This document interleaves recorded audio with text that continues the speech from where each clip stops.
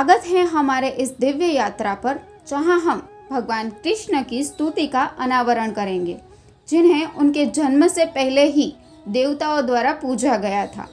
चलिए प्राचीन शास्त्रों में इस आकाशीय कहानियों को खोजते हैं। कंस ने यदु, भोज, अंधक आदि राजवंशों पर अत्याचार किया और कई असुरों के साथ मित्रता की। देवकी और वसुदेव के 6 बच्चों की हत्या के बाद देवकी जब 7वीं बार गर्भवती हुई, तब भगवान विष्णु ने गर्भ में प्रवेश किया।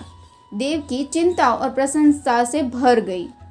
भगवान ने अपनी योग माया शक्ति को आदेश दिया कि वह अनंत शेष को देवकी के गर्भ से रोहिणी के गर्भ में स्थानांतरित करें। इसके बाद भगवान श्री कृष्ण देवकी के गर्भ में प्रकट हुए। योग माया भगवान की मुख्य शक्ति है, जो विविध शक्तियों का संचालन करती हैं। भगवान ने योग माया को वृंदावन में नंद और यशोदा के घर जन्म लेने का निर्देश किया। योग माया ने भगवान के आदेश का पालन किया और गर्भस्थान बदल दिया। इसके परिणाम स्वरूप देवकी का 7वां गर्भस्थान रोहिणी के गर्भ में चला गया और संकर्षण बलराम के रूप में जन्म लिया गया और जाना गया। श्री कृष्ण का जन्म देवकी और वसुदेव के पुत्र के रूप में हुआ। कंस, जो देवकी के गर्भ के दिव्य प्रभाव को देख रहा था, अस्वस्थ हो गया कि भगवान विष्णु का अवतार उसके विनाश के लिए हुआ है। उसने देवकी और वसुदेव को कैद में रखा और बच्चे के जन्म की प्रतीक्षा की।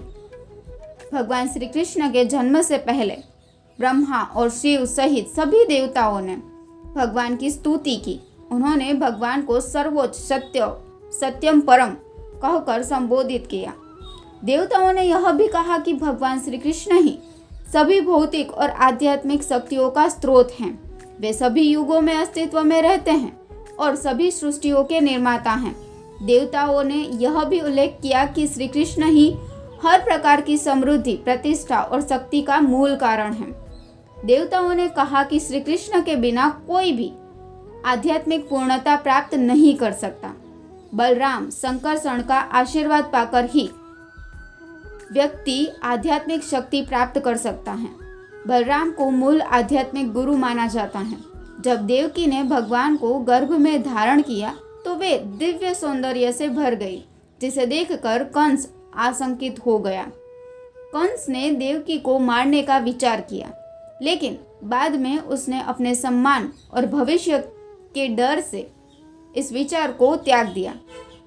वह जानता था कि भगवान विष्णु का कार्य कोई नहीं रोक सकता। अतः देवताओं की स्तुति से प्रसन्न होकर भगवान ने देवकी के गर्भ में पूर्ण रूप से प्रकट होकर अपने वचन का पालन किया। धन्यवाद हमारे साथ इस आध्यात्मिक यात्रा में शामिल होने के लिए। प्राचीन शास्त्रों से और कहानियों के लिए हमारे चैनल को सब्सक्राइब करना न भूलें। भगवान कृष्ण की कृपा सदैव आप पर बनी रहे।